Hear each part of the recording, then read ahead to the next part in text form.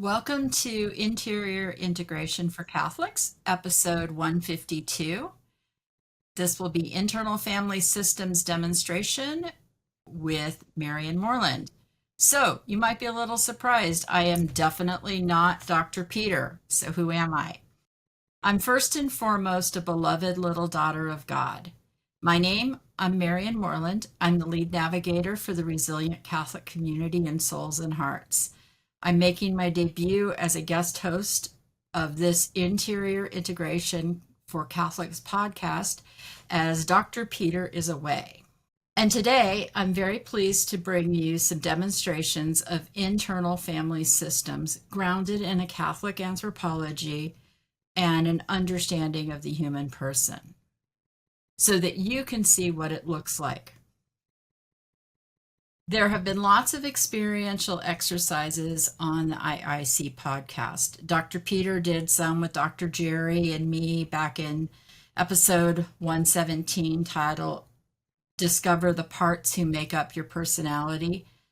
But today we'll be doing some focused one-on-one work in a very individual basis, a demonstration. And you're invited in.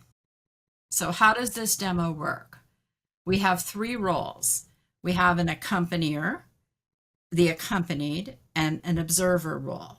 You are invited into the observer role, and we'll talk about that more in just a minute. This isn't therapy, but real inner work being done by a real person in real time.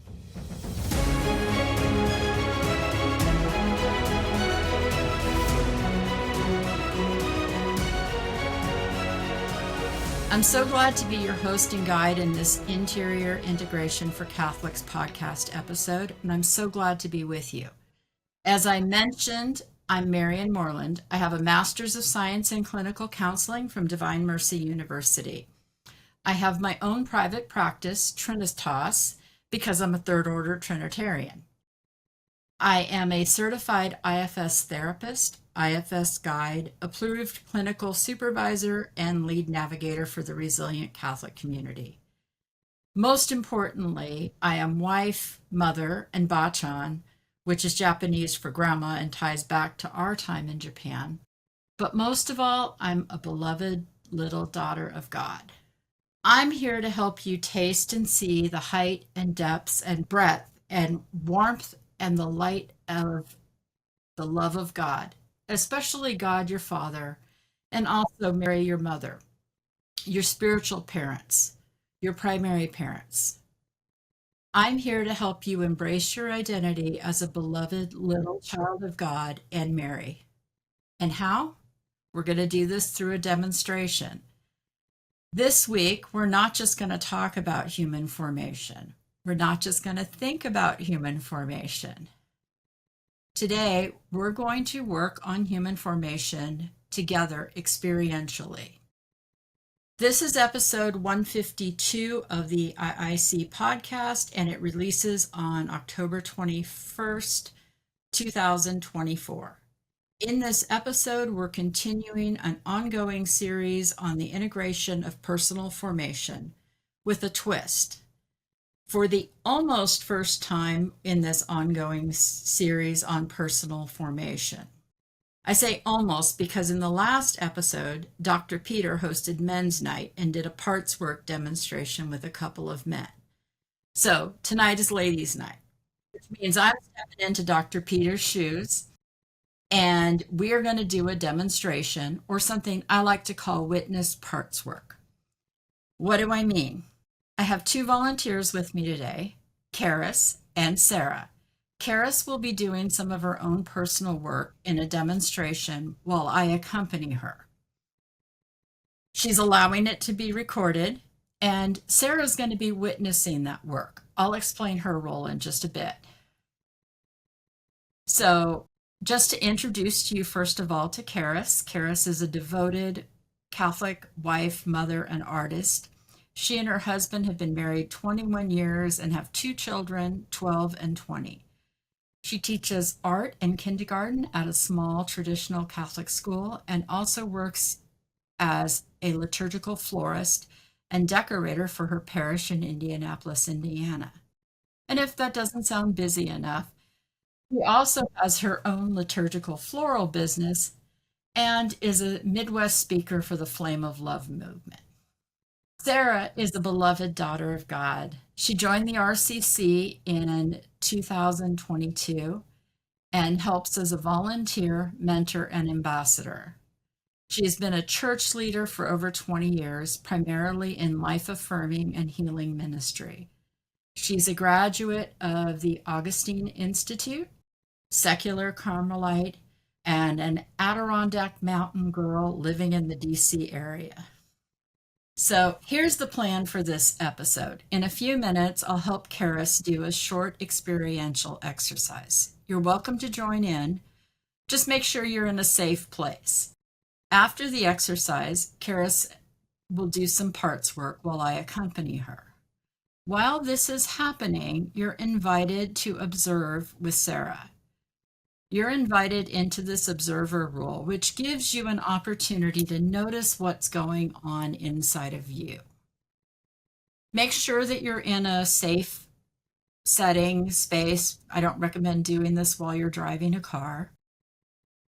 Know that as you're going through it on your own, you can pause it at any time, especially if you need more time with your parts.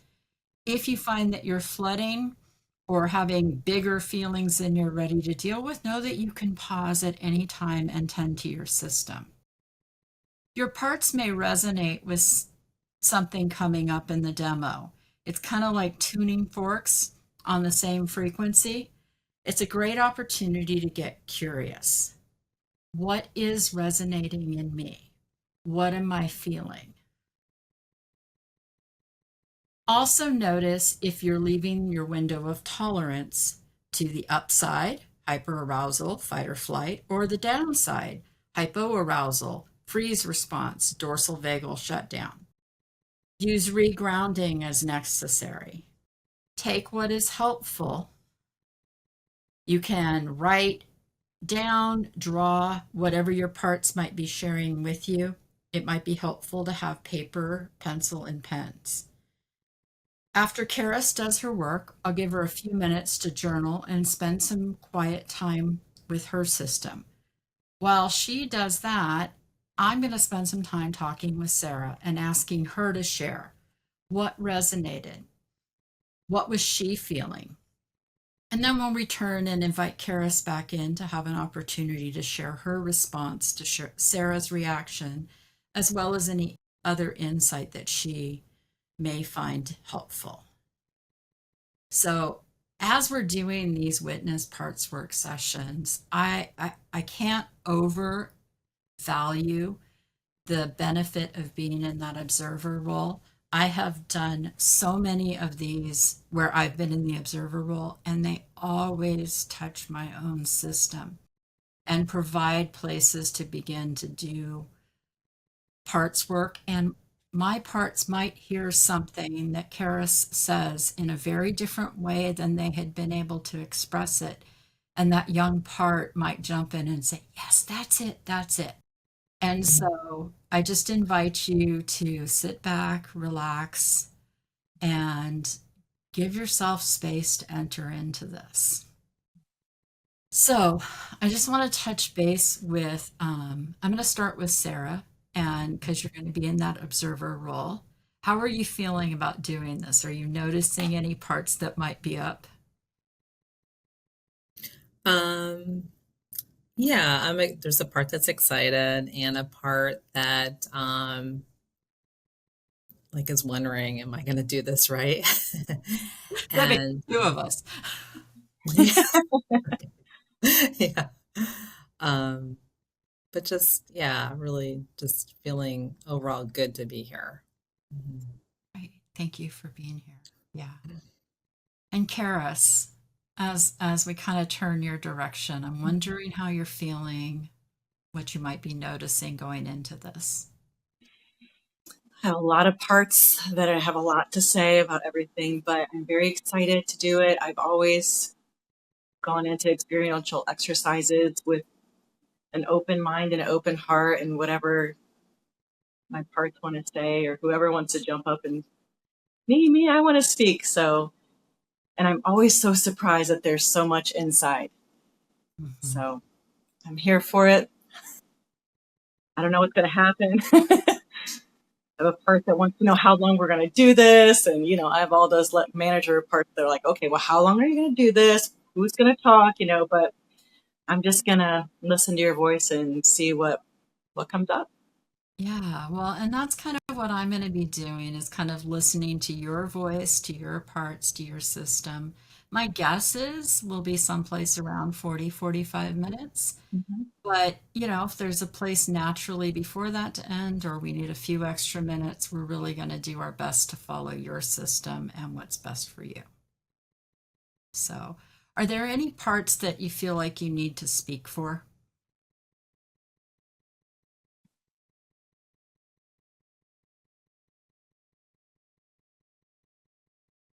Not at this time. Okay, well, good. If there are at any point during it that you notice a part jumping in and needs to speak for something, please feel free to do so.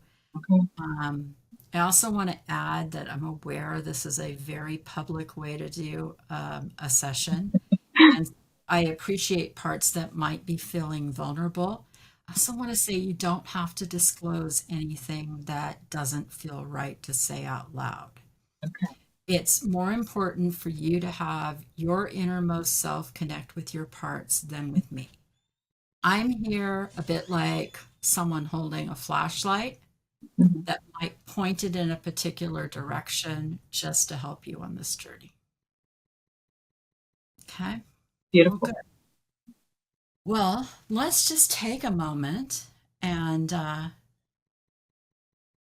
go inside. We'll just do a short little check in exercise and then we will get started. Yeah, take a breath. And maybe I'm saying that for me as well, right? But just notice your breathing. Notice any thoughts or feelings that might be coming up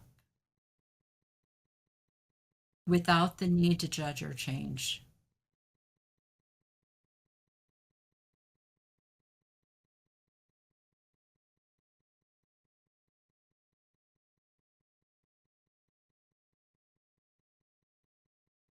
Notice any physical sensations.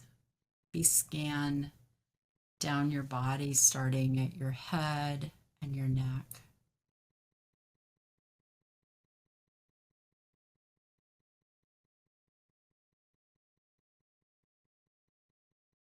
Is there any tension or are the muscles relaxed? Move down your shoulders to your arms, hands, all the way out to your fingertips.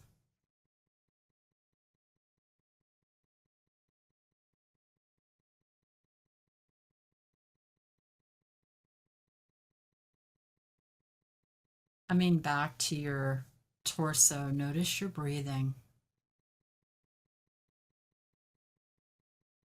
Notice your heart rate.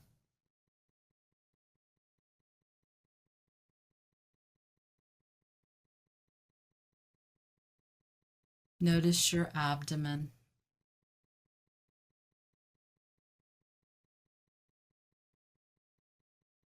And where your bottom contacts the seat, feel the surface.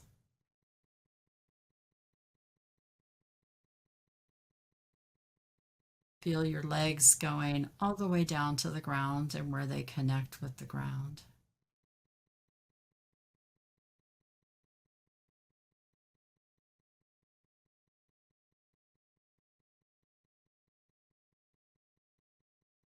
Welcoming any parts that show up.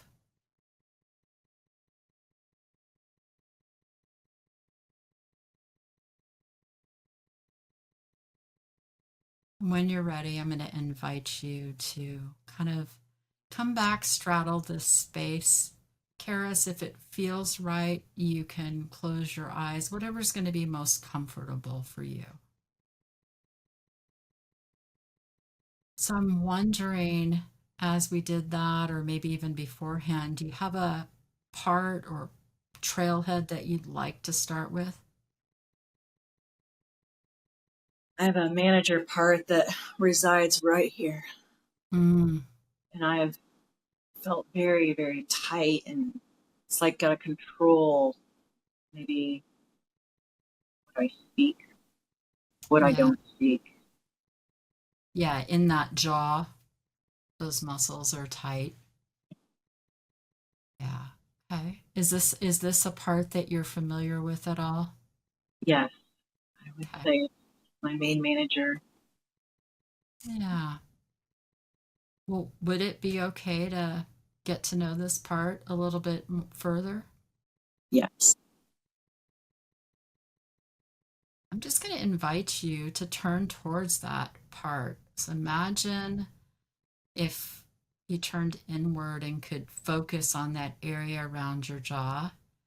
And I love that you're putting your hands there. Sometimes that's really helpful to connect with a part.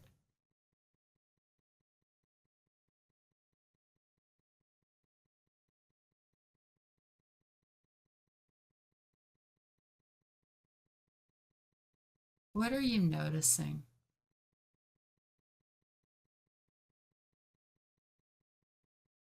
When I put my hands there, it doesn't feel so tight. Get a relief from the tension and all the way down my back. All the way down. Beautiful. Maybe just check in and see if there's anything that this part wants you to know.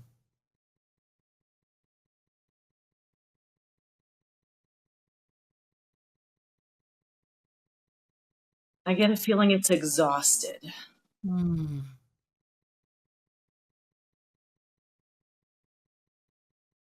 Would it be okay to just welcome that exhaustion?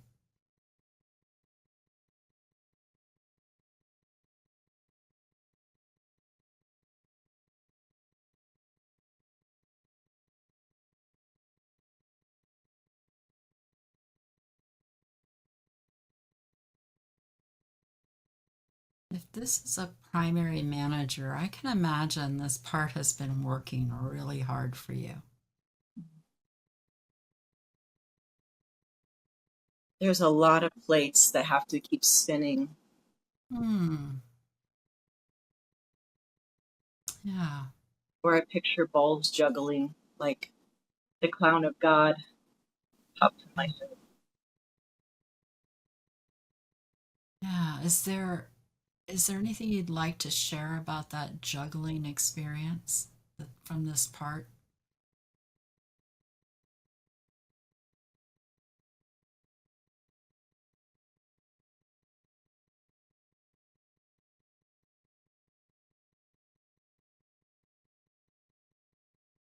I like all the demands that this part wants to do and make happen in self. I like all these, the plans that this part has. Mm-hmm. Yeah. This manager definitely is the over compensator,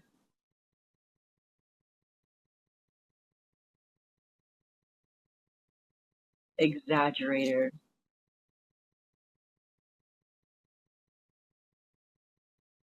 How do you feel towards this manager?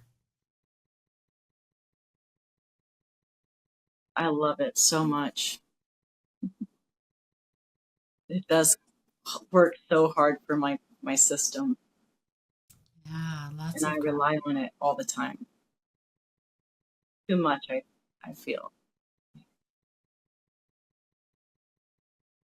Is there a way that you see this part? I just got this image of a clipboard and a checklist. Yeah. Makes a lot of Box. sense, right? It's very demanding. This part used to be called my demanding inner critic, but I'm trying to get it to switch over to life coach. Yeah. Yeah, some days, right? Yeah. Yeah. Yeah. So just kind of notice as you look at or imagine looking at that that life wannabe life coach holding the clipboard and the checklist. Hmm. What do you notice about it, about her?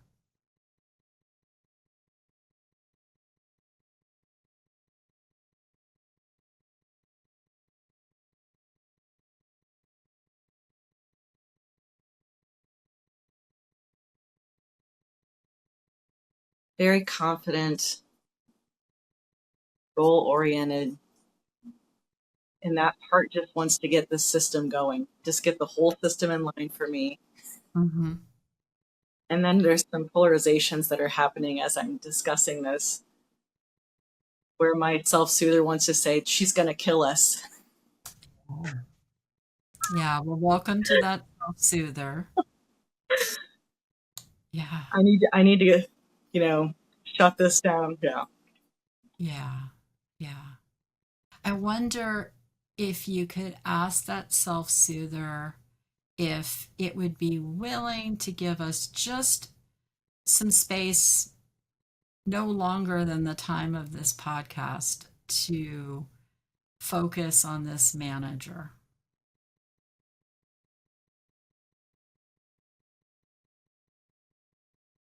Yes, I feel relaxing. Yeah, and let that part know that it can hang out nearby. Yeah. Um, yeah. And so turning back to that manager, can she see you?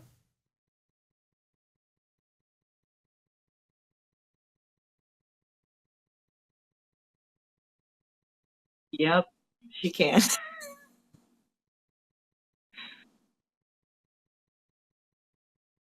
She's not impressed. Oh. So maybe sensing some judgment going on there. Hmm. Yep. Yeah. What would you like to say to her? You don't have to be perfect. Yeah. You don't have to do it all. Hmm.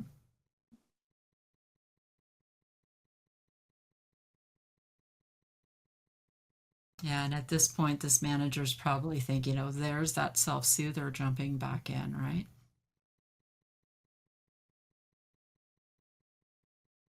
Ask this part how old it is.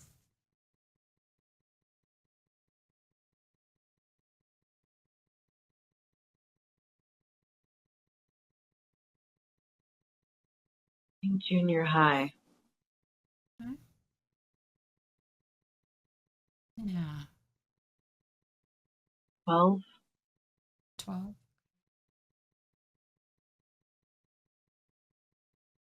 So I'm noticing the tearing up, Caris. Is that coming from the manager or someplace else? I feel self, Okay. just because I've put a lot of pressure on that part of me to Yeah. be perfect. And self, I call upon these parts to work very hard. And then when it's time to relax, then I can let the self-soother drive the bus for a little bit. But me and self needs to be driving the bus, and I know that. Mm-hmm. So Yeah. I've let this war go on between my little parts, maybe too long. Yeah. I wonder, like, if she's junior high age, maybe 12-ish. Um, is there any particular story that kind of got her started in this role, or anything she wants you to know as to why she does this role?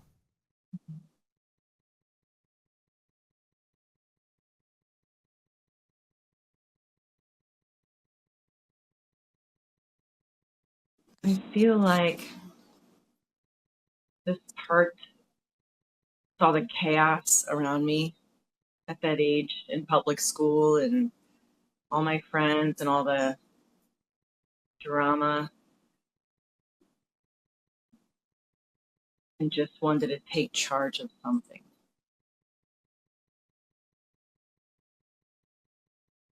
Yeah, taking charge, having someplace that she had an element of control.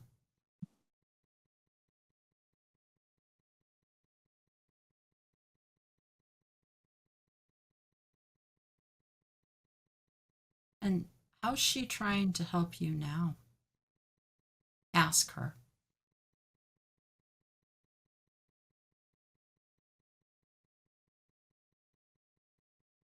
That part feels that if she's not driving the bus, that the bus is going to crash. And some of the things won't get done that need to be done. And that maybe she won't feel loved.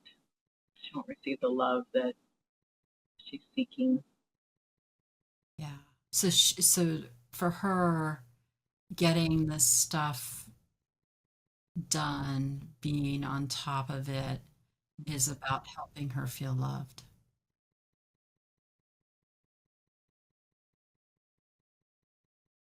Asphyxiated.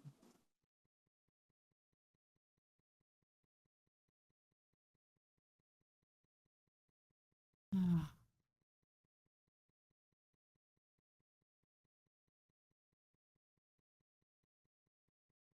So when did she learn or take on the idea that in order to be loved, she has to be doing something and taking control?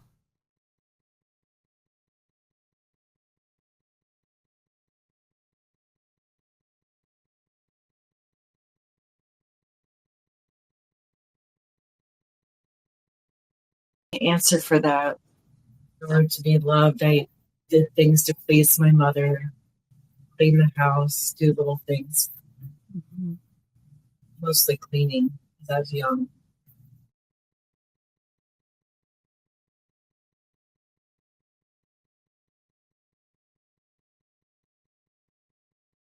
Something to produce for my time. Mhm. And when you cleaned, was that some time that, this part felt more noticed by your mother?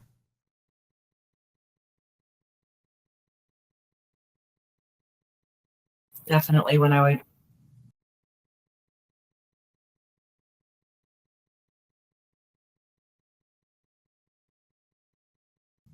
pretty much what I remember that little part. Being breakfast in bed for her one time. And this part's talked about this before. This was just a big mistake. There's a guilty feeling in there too with this story. I can share there's space for that. Yeah, I mean, it's up to you if that feels okay, if she would like that to be heard. It's okay to check in with her. You know, I've been wondering what story to share in my story group, and this is what this part wants to share. I don't think it's okay if I share it here too, but when when I was young, to get that loving reaction from my mother, I did little things like I said. And so one time I made coffee for her, and I seen her clean out this percolator coffee pot with bleach really well, and so I did that. I made her coffee and toast in bed because I don't know if she works nights or whatever, but I was 5, she's very young. And so snuck in, and she hated being woken up, but I dared it to wake her up. And so I take this toast and coffee on a little tray into her and wake her up, and she takes a drink, and she's like, "Did you clean this with bleach?" I said, "Yes." And she's like, "What are you trying to do? Kill me?" Because Aw. I didn't get all the bleach out. And so that little part was just so devastated that my little loving action was so backfired, just like this huge reaction. I don't ever I made her coffee when I was older, but never again like that when I was little. Anyway, so I think that part, like with my mother, just always wanted to do things to please her and, yeah, control the chaos of.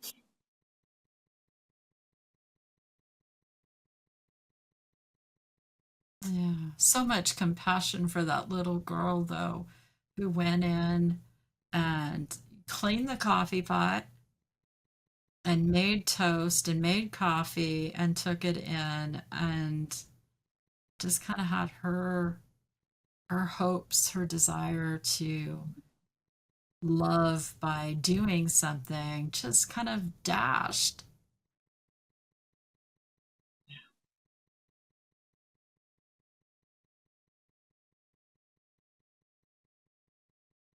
I received that little compassion. Yeah, good. Yeah, it sounds like this little one was like really doing a lot. Was cleaning and all that sort of stuff just to help her feel loved. This is the first time I realized I went back to that time. Mm, I've worked with this part before, but I thought it was like a teenager mostly, but I'm mm. feeling maybe it's a little younger than that. Yeah. Do you have a sense Okay. of age? Well, that was 5, and I have 3 brothers, and I always, you know, tidied up and cleaned up after, trying to manage them, maybe control them. I think Yeah. I'm still trying to do that. This manager is still wanting to do very much. Yeah. Well, I wonder, does she want to share like what would happen if she didn't clean up or didn't manage the brothers? What would happen? I picture football equipment everywhere and dishes and mess Hmm. and chaos. Yeah. And what would that mean about her?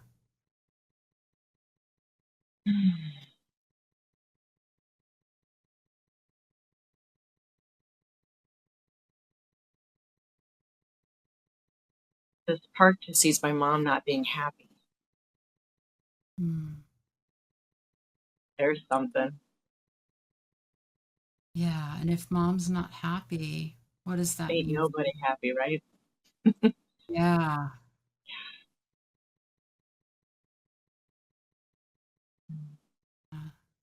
So it was her, she kind of took it on as her responsibility to make mom happy. Absolutely. It's a big responsibility for a little girl.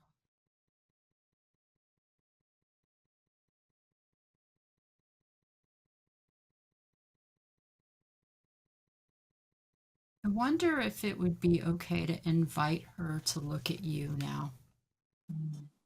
and to see you as woman, as wife, as mother,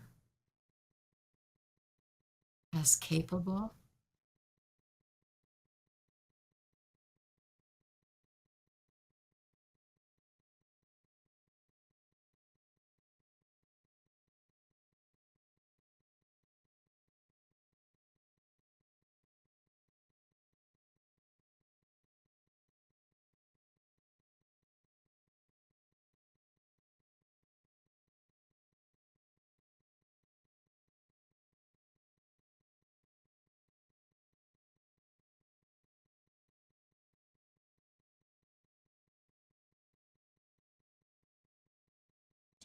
How is that? It was sweet. It's like Yeah. one of my kindergartners in a dress up with a clipboard and glasses, like looking at me like, mm-hmm. Checking you out, right? Do you think you really got it? I don't know. Yeah. Yeah. But she does see me as an adult. We have had this discussion before. I've told her that. Yeah. And, it doesn't mean she can't be helpful, Yeah. but I can't help but imagine the little 5-year-old who spent her time cleaning and trying to please and maybe didn't get to play and be a kid.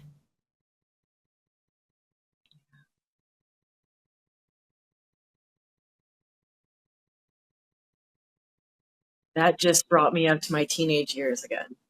Mm, So that's when I decided to maybe take charge and say, I'm going to get out and go hang out with my friends and get away from the duties. That's interesting. Very interesting.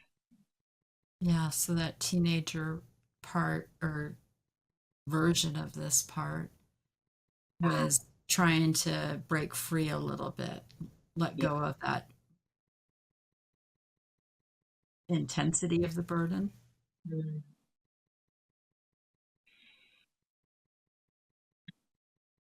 A lot to think about here.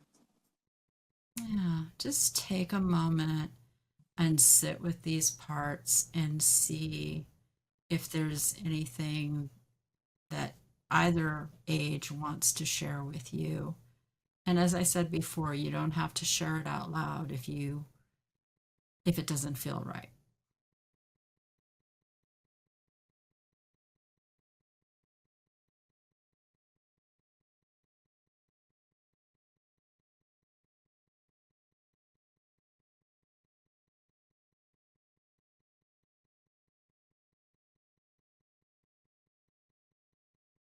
I actually feel a lot of peace. I feel more peace now, and I feel this part at both ages is looking at me.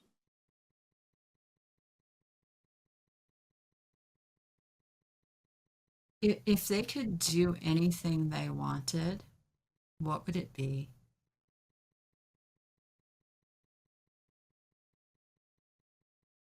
Go swimming pops instantly in my head.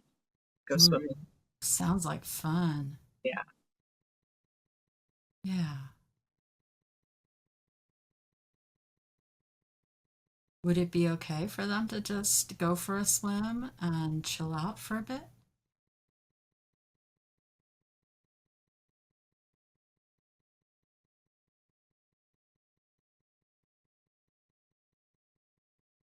Absolutely. Just enjoying that, how hard they've worked, but that they also deserve to play. Mm.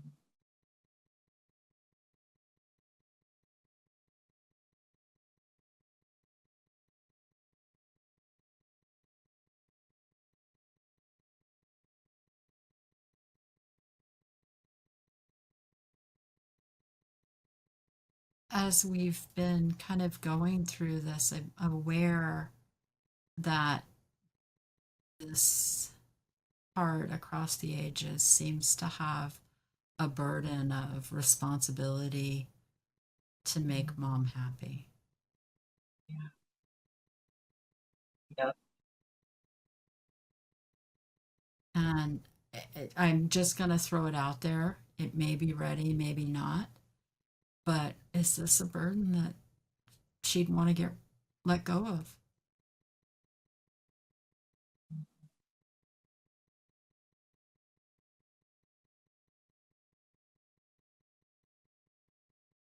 Mm.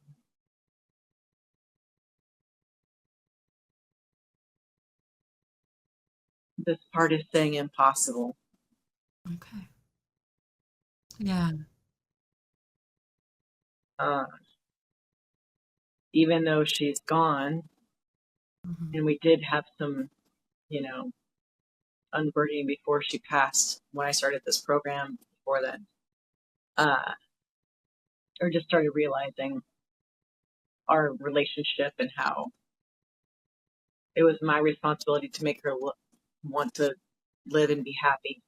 Hmm. You know, it was my job to give her children to grandchildren. You know what I mean? It's like all Yeah. these things that I had to do. But that part saw before I did all this work that I couldn't make her happy enough to want to live anymore because she was in so much pain, all these things. And so that part spoke before I even knew what parts were and said, do you imagine how that makes me feel when I can't even make you happy enough to want to live? What Oh, that does to my little part. When you've made me to make you happy. So I was able to speak that to her before she passed. And so now I feel like, God willing, she's in heaven, but she's looking down at, she's with me, although we don't fight anymore. She's closer to me than before, So it's mhm. kind of, it's very interesting. So I know that there is a burden to always be the person and the daughter that she wanted me to be. That's heavy, isn't that? Yeah. Well, and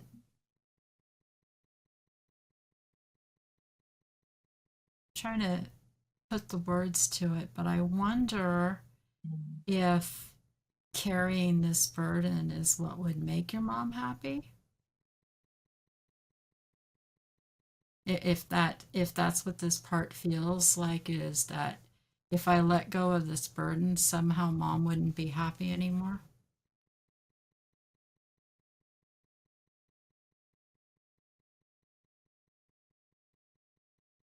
This part wants to say that, is it a bad burden to be good?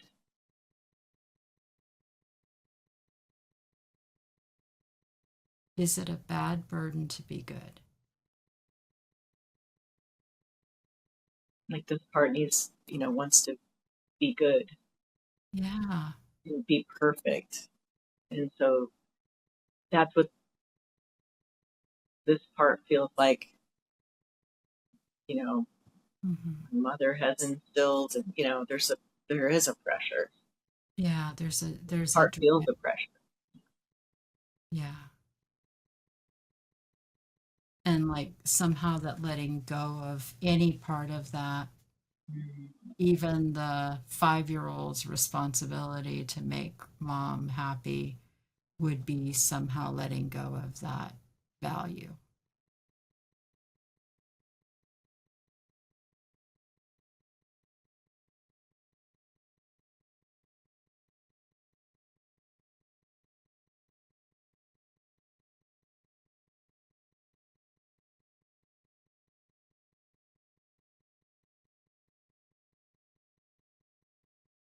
There's a part coming at me saying, not like you're going to be bad. Just let it go. Hmm. Yeah, and that may be true, but we also don't want to pressure the part into letting go of something it's not ready to.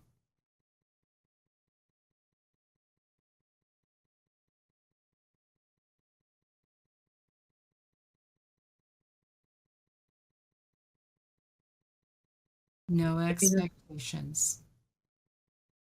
Maybe this part just needs permission to let that go. Okay. Who does it need that permission from? Mhm. Instantly, it's like the world. The world has to give me permission. Yeah. It's a very strong part. Yeah. So what would that look like, you know? Uh, hmm.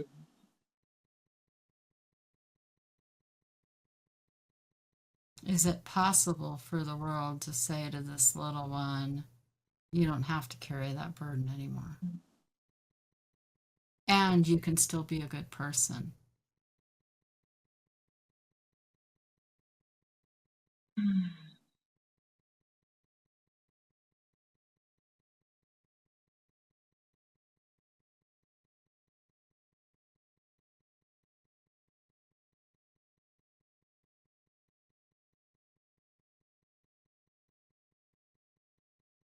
how people say, you heap things like what heap coals upon yourself, or treasures, or whatever you want to put on yourself.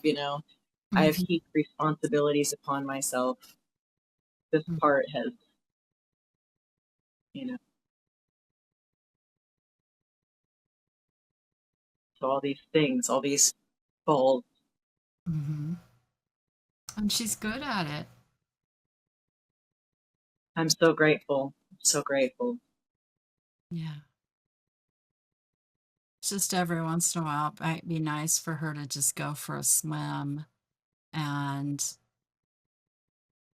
let the weight of the world come off her shoulders for a little.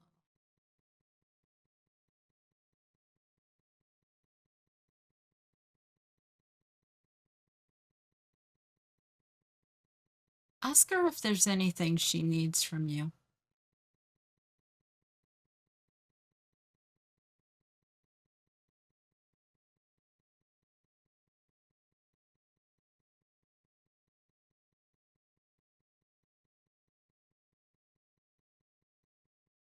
She just does love. Mm.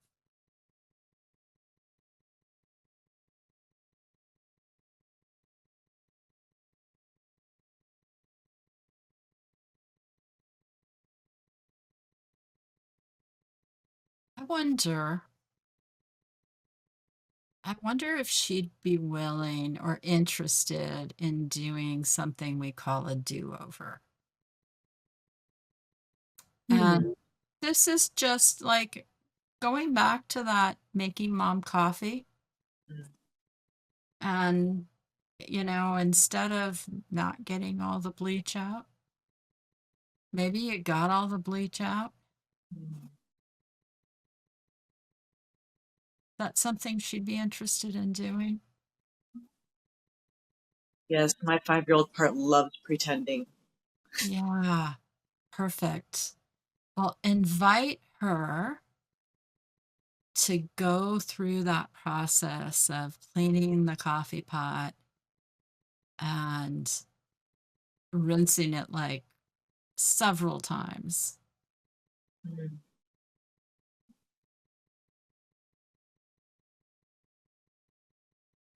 It's amazing how vivid it is. The smell, the coffee, the bleach, kneeling on the counter. Yeah. Well, let's go until we get rid of that bleach smell. I'm not a coffee drinker, but I'm pretty sure there's not supposed to be bleach smell in it.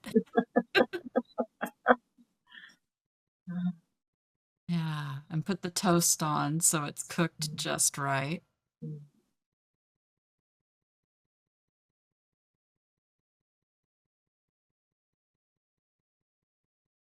And then put it on that tray and take it into your mom. Except this time, let her enjoy it.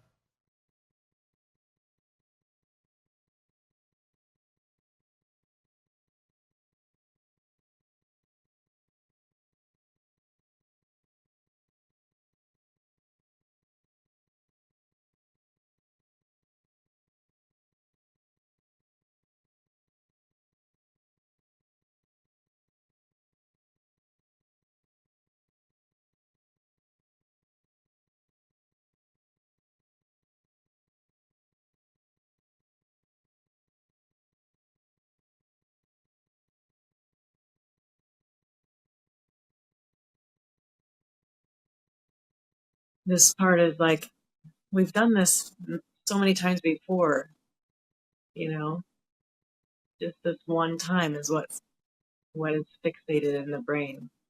Mm-hmm. Yeah, well, it sounds like it made a really big impression on this little one. Yeah.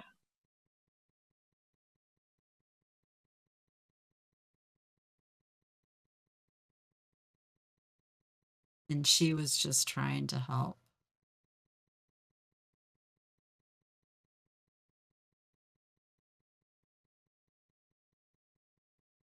That little part wants to play Barbies with my mom. Oh, that sounds like a great idea.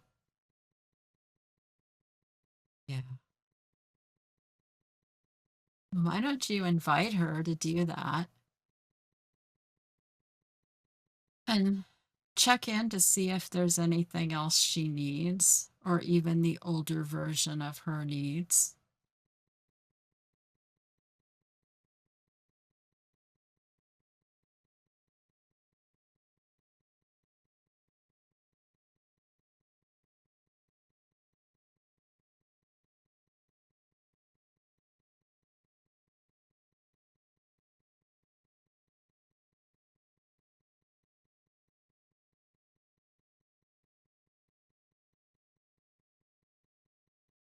The teenagers playing Barbies with her.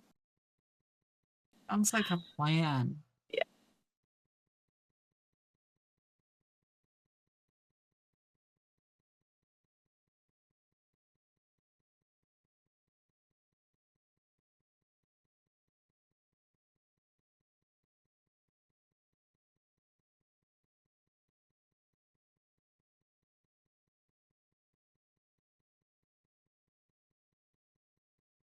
My dad made me this amazing Barbie house out of an old TV.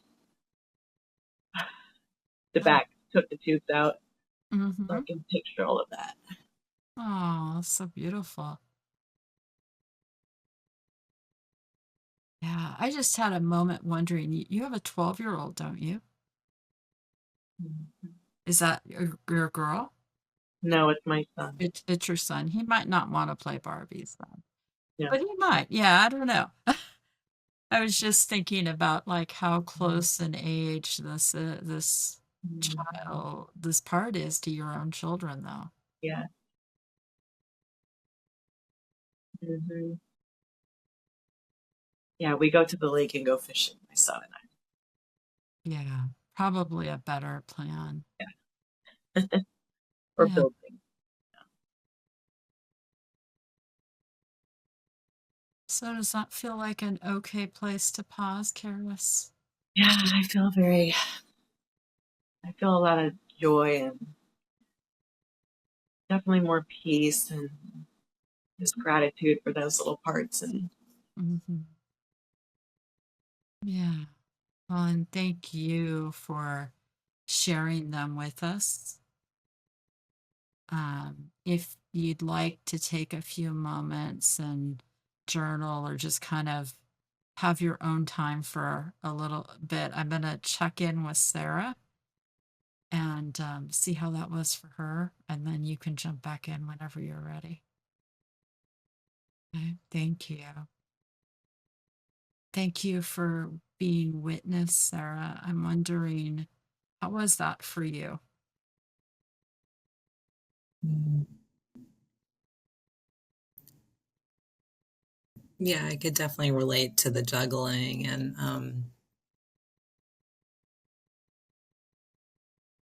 um yeah, just making sure I respond. I was thinking more about like communications and keeping up with all the communications and making sure I do that. And if I don't, then what? And so, yeah, not wanting to let people down. Hmm. Um,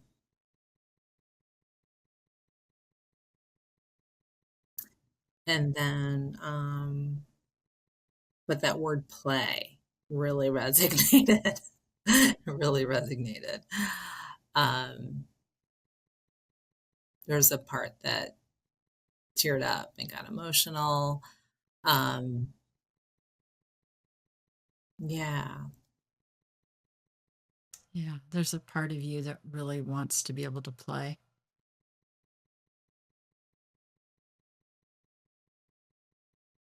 yeah, definitely. And kind of just connecting with that. That actually that idea came up the other day and it kind of struck me like it's interesting. Like, because in some ways I felt like I did, or I mean, I was very active growing up and Still am, but I don't know, there's a different layer to it that it's not so much about being active, but about like, I don't know, the word recreation, which means more like just leisure. Mm-hmm. But there's definitely a part of me, it's like,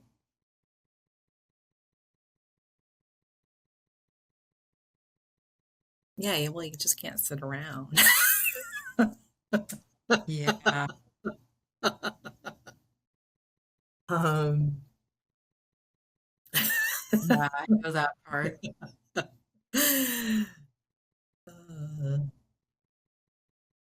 so, yeah, I see that part and letting it know there's maybe a little bit of an in between, it's not like just sitting around, but sitting around is okay too, you know. Yeah, it can be. Or, you could go play and, do something else. Yeah. Whatever, feels right. Yeah.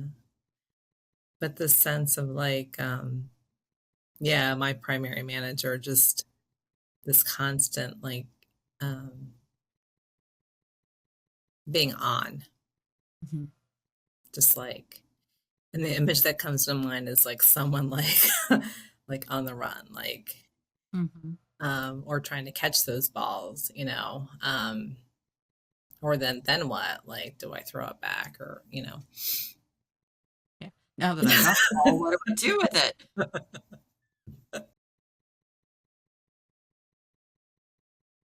Yeah. Yeah. I think that's a cultural burden almost. Mhm. Not seeing our inherent dignity as daughters of God because we're created in his image and likeness. And that's beauty in and of itself, that just to be. Mhm. And this burden comes on that in order to matter, we have to be doing something. Mhm. Yeah. Yeah.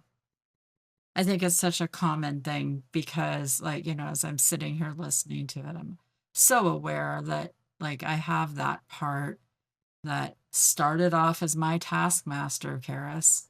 Mm-hmm. Uh, on a good day, she can be an executive assistant, Mm-hmm. but wow, there are days still, right? Yeah. That we have these parts that just, I mean, I don't want to get rid of her because I wouldn't Mm-mm. function without her. But sometimes it would be nice to just have a little breathing space, right? Yeah. Yeah. Yeah. And not have to produce Mhm. a Hmm. thing. Here's the thing I did with my time. Yeah. Yeah. Exactly. Exactly.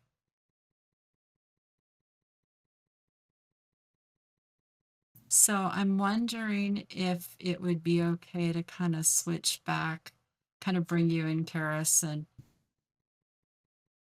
ask what that was like for you working with your inner system in this way, knowing that you were being observed. Yeah. Um, and yeah, anything you might want to speak for.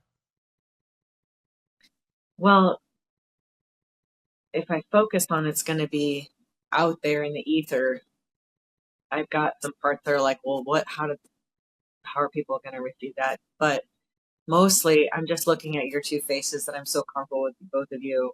We've been friends for 3 years now, so I, Yeah. I mean, Sarah was one of the first people I ever met in the RCC. Aside Yeah. from Pete, of course, but Yeah. And both of you for me. hmm So yeah, yeah. going on retreat is very special. I just feel like we really get to know each other so well. on retreat. I wish it could, happen for everybody in the RCC, honestly. Yeah. Yeah. And for those that are kind of wondering about this backstory, Caris and Sarah and I initially met on the first Resilient Catholic Community retreat where I was just along to help Dr. Peter do some organizing, speaking of primary managers that get stuff done. Mhm. And it was at the end of that retreat that he offered me this position as the lead navigator with the Resilient Catholic Community. So I've had the privilege of knowing both of these ladies, and they've been on all three of the retreats that we've done, which have been fabulous. Yeah. And I got to pick Sarah up from the airport. We got an hour in the car together. And yeah. Yeah. Yeah. And it will have already aired by the time, or it will have already happened by the time this episode airs, but I'm going to be doing a meetup out in the Northern Virginia area with Sarah and some other people out there. Oh, great. So it's nice to be able to have these connections and yeah, just be able to feel comfortable. I know I felt the same way when I realized like who I was working with. I'm like, oh, this feels less scary. Yeah. Yeah. Yeah, good. So I'm wondering more, and I'm asking this more from a professional, sort of technical standpoint for people who are working with parts or trying to figure out how to help others work with parts. I wonder if there was anything that felt, we'll start first of all with particularly helpful. I just feel like all your questions definitely help direct my thought and my part and myself. Does your part see you? How does your part look? How old is your part? All of these gentle questions really just help me go in deeper and connect with my parts better. So that was just so helpful. Just listening to your voice and just relaxing and trusting you enough just to let you guide me to myself. Yeah, well, it's so beautiful because you have been doing your work, and that shows in your ability to connect with your own inner system so that it makes the work on this side really easy because your system knows what to do. Yeah. It's just such amazing work. Yeah. It's life changing. Yes. So anything that didn't feel helpful or felt distracting?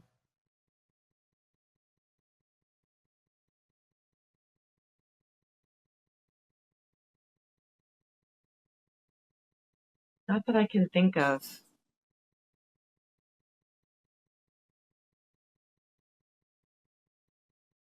Yeah, Sarah, any thoughts on process from you? Mm. No, it's just nice to go, slow, gentle. Your soft voice just provides really nice space to just settle in, and yeah, that really helps. I felt that also. I didn't feel rushed. I guess that I felt a little bit of pressure to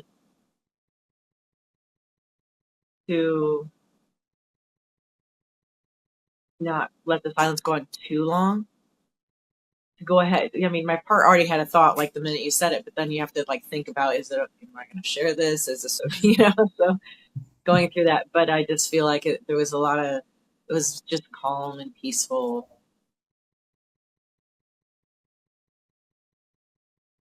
space. Yeah. The product of our time today is more peace. And that's what, when I did my writing, I was like, so the product of my time doesn't have to be a physical product. It doesn't have to be a clean house or, all the things, all the dues. It can just be more peace in my heart and space in my life, my mind. Yeah. Yeah. Yeah. Just in that state of being. And then, of course, that's going to give us the 8 C's. Mhm. We're going to be more creative. We're going to have more to give other people. Yeah. So it's Yeah. okay for leisure. Yes. Yeah. Yeah. I have to admit, I got to a point there and I was like, wow, you didn't really make this very Catholic. And I kind of want to speak to that just for people who are wondering that it's not automatic to just instantly bring in God or bring in Mary. I admit I did have a thought, probably from a part in the background, going, wouldn't it be nice if Our Lady was there with her, with her mother? And but what I didn't know in the background is I don't have any sense of this part's relationship to Our Lady, Mm-hmm. and or even yours, more than a general level. And Mm-hmm. so I didn't want to invite her in Mm-hmm. until I knew that the system would have been comfortable with it. So I guess in case the question comes up, what I'm saying is if I knew more, I might have. And if it had Mm-hmm. gone in a different direction, I might have asked some questions there. But Yeah. it was a very intentional thing not to come back and throw it in because this is a Catholic podcast. Yeah. Um, because that internal connection to self, Mm-hmm. that's where our Lord is present. That's where Our Lady is present, whether we bring them in or not. They're Yeah. there.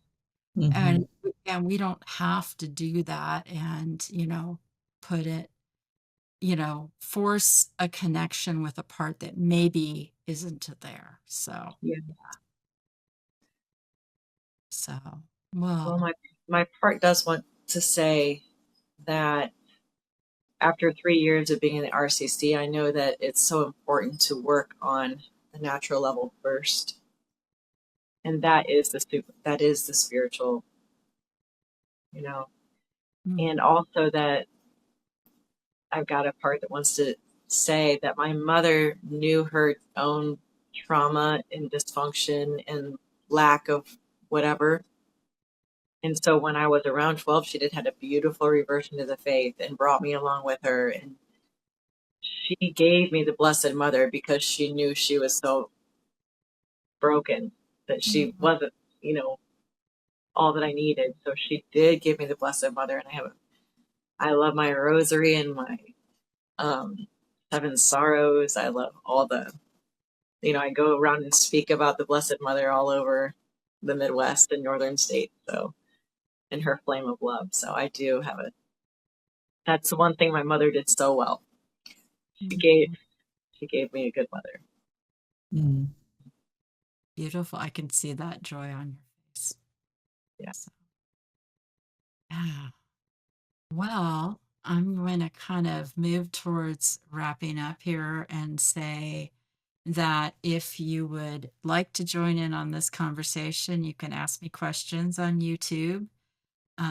You leave comments in the space for this video, and I will answer them. Like this podcast episode, you can subscribe to us on YouTube at our channel Interior Integration 4. That's the number 4 Catholics. And this helps us get the word out to those who need it. And please feel free to leave written reviews at Apple Podcast. Just as a news bulletin, the Resilient Catholic Community has reopened to new members. So in the RCC, we have nearly 400 members on a pilgrimage to better human formation. I know, isn't that incredible? Caris, Amazing. you've been around from the beginning, right? Yeah. Yep. With I what was made second you, cohort. Yeah, like Mhm. it has just grown so much. It's phenomenal, and it's wonderful to be in a community of people who are focused on their own human formation. We have a structured year-long program called Foundation, which walks you through the basics of internal family systems and adding in that Catholic worldview. Along with that program, you get to be paired up with a companion who can walk on the walk with you, help you hold you accountable for some check-ins. And then you've got companies that meet weekly, typically 6 to 8 people. And as part of joining and participating in the Resilient Catholic community, we have the Parts Finder Pro, which used to be called the IMK if you've been around for a while. But the Parts Finder Pro has been updated. It has become so much more of a comprehensive report. I am excited to see how it goes through, um, and how all the results come out. And this report really gives us a sense of where you're at in your own formation. And so sometimes we're going to say, join us right now. And other times we might say, maybe you need a little bit of time to do some other kind of healing before you step into the community. But we're really looking at how can we help you in the best way on this journey of human formation. There is a 19-minute discernment experiential exercise, which is now in YouTube version as well. You can check that out at soulsandhearts.com/RCC. And there's also some testimonials out there. In my experience as lead navigator, I have had the privilege of hearing so many wonderful stories about how the Resilient Catholic community has helped people. Um, but perhaps the one that stands out the most is hearing from the adult child of a member who shared with me that when they started, or when their parents started the RCC, they could barely have a 5-minute conversation without like wanting to hang up the phone on them. And after 6 or 8 months in the community, they were having lovely 35-40 minute conversations on the weekend and just able to communicate so much better. Doesn't make you perfect, but it gives you tools for communicating in a much healthier way. So you can also talk with Dr. Peter about it in his conversation hours every Tuesday and Thursday from 4:30 to 5:30 p.m. Eastern Time on his cell 317-567-9594. This is not a clinical consultation, but an opportunity to talk about any of the topics in these podcast episodes. Once again, Tuesday and Thursday from 4:30 to 5:30 Eastern Time on his cell at 317-567-9594. Thank you for being here, and thank you for engaging with this podcast. Thank you, Caris and Sarah. Thank you for doing your own work, which lifts up the mystical body of Christ. And as always, Mary, our mother, untier of knots. Pray for Pray for us. Saint Joseph. Pray for Pray for us. Saint John the Baptist. Pray Pray for for us.